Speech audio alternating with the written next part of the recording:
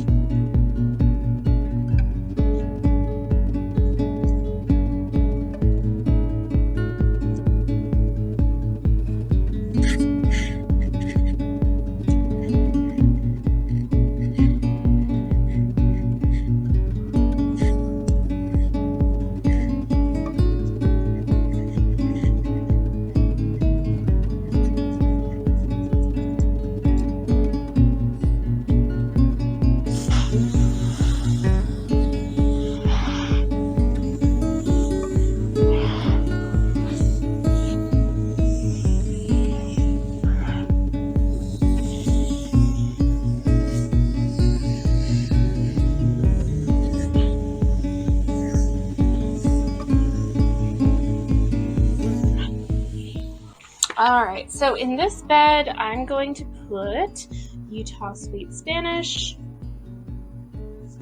white sweet Spanish.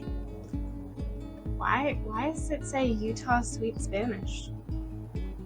It's Utah and Spanish? That's weird. Anyway, this one's white sweet Spanish. And then this is Texas early. So they're looking a little stressed, but that's because I had them in these pots for a couple of extra weeks. But onions are pretty resilient. The ones that I planted over in this first bed over here are already looking amazing, and they've only been in there a few days. So, all right, I'm gonna get started.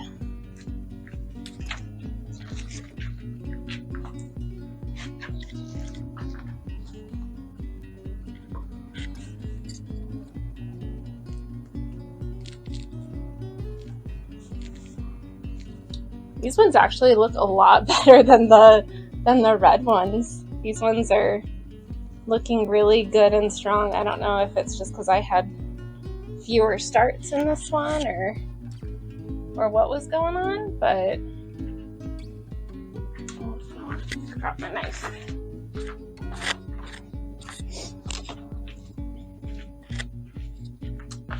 I did already lose a couple of the onions in this first bed, but that's because I accidentally did not close the door to the greenhouse and the dog came in and jumped all over it. So that's unfortunate, but happens.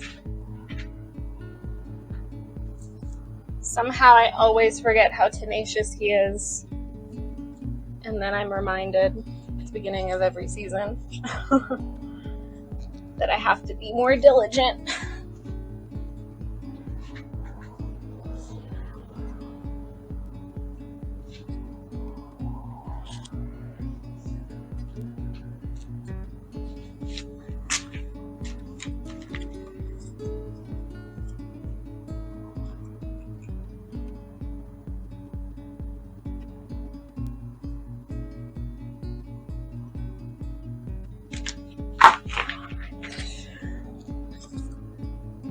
So I'm probably going to do 3 rows of this,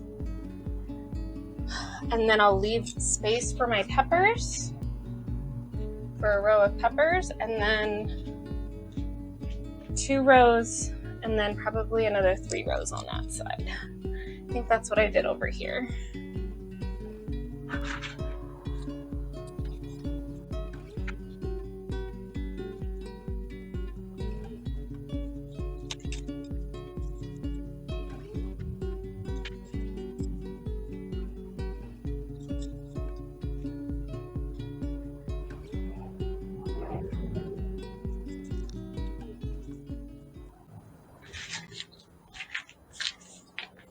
All right, couple of rows of those.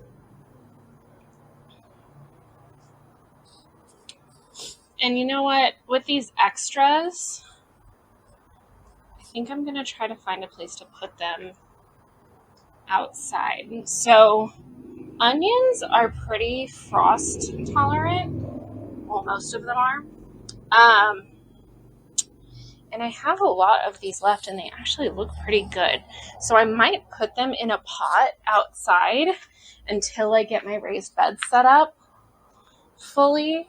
And because those raised beds are so much wider than I used to have space, growing space over there, I might have extra room to put things like extra onions and stuff like that. So I'm going to keep these. I'll probably just go put them in a pot really quick once I'm done here. All right, so I'm going to leave about 18 inches, and that puts me about in the middle of this bed. And I'll do 2 rows in here of the white sweet Spanish. So I have not fertilized any of these beds, and I did that on purpose because I don't want to shock these plants.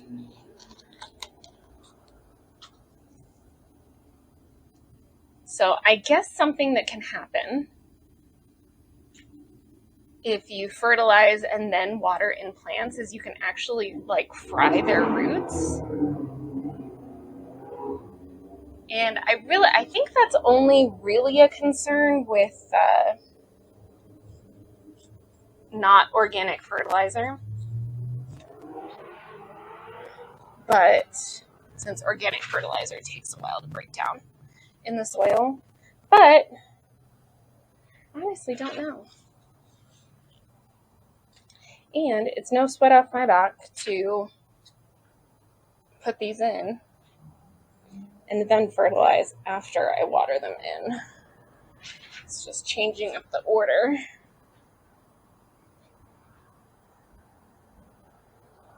But it all still needs to get done.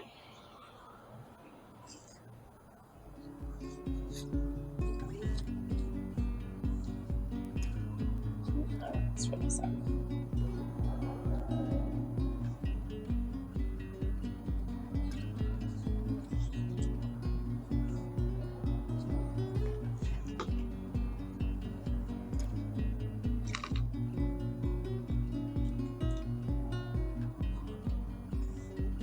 Man, these like have a really, really potent onion smell. I mean, they're onions, so I would assume they would, but this one is really strong for how small they are.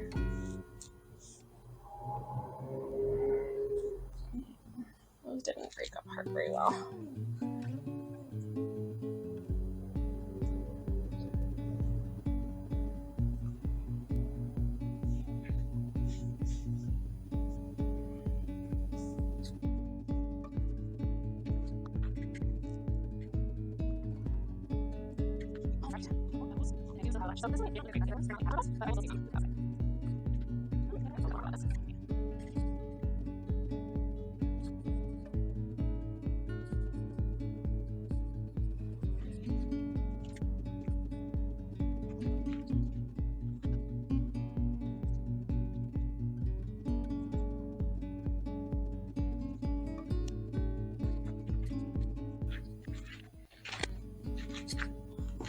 All right, and the last one over here on this side, there's a lot of little twigs. When we redid these beds, we basically had to turn over the soil, and it was really good looking soil, but the top probably 12, 18 inches of it were a lot more broken down than the bottom was. Because when we first put in these beds, we did chip drop and put a good 12 inches of chips into the bottom of it and created some really, really nice soil. But now some of that is towards the top, which is unfortunate, but it is what it is. All right, this is the Texas Early. And these ones are a lot shorter than the other ones. They're really stubby.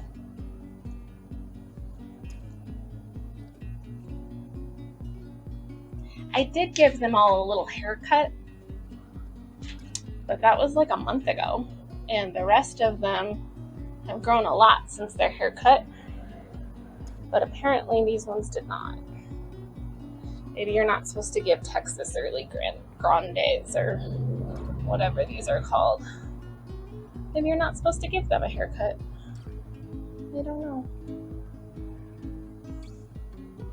Never heard of an onion you couldn't give a haircut to, but what do I know?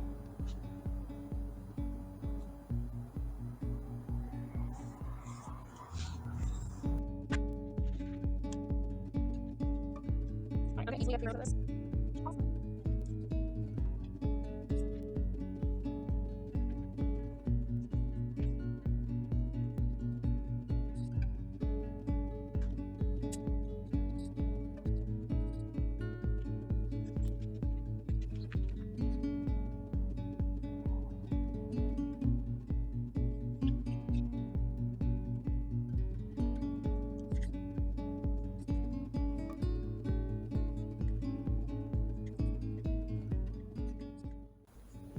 All right, these onions are done. I'm gonna go pop these extras into a pot outside so that I can hopefully keep them alive for the other ones. And then I have some leeks here. I have some leeks, some bunching onions, and some chives, and I gotta find a place for those as well. Alrighty, y'all, I got the onions taken care of that I'm going to get taken care of today. I didn't get them all in, but that's okay.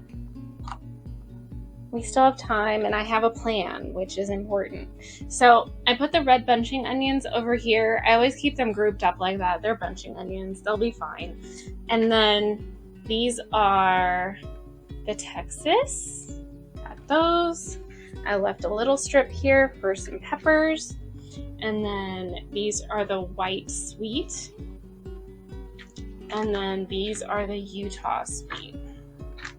So, super excited to finally have that done. They were looking really sad in their little containers, and hopefully they'll bounce back and do great. I did want to share though, I have a random tomato growing in this bed. I don't know what kind of tomato it is, and it's right in the middle of a bunch of onions, so I'm probably gonna have to pull it, which makes me sad, but you know, we can't keep all of our volunteers as much as we want to. All right, so the only one that I did not get in the ground today are the leeks.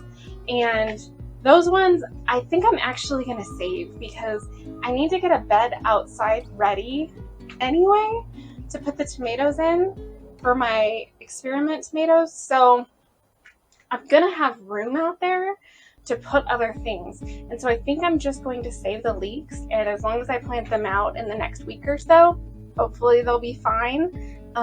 You don't really have to worry about day length or anything with leeks, and I don't know.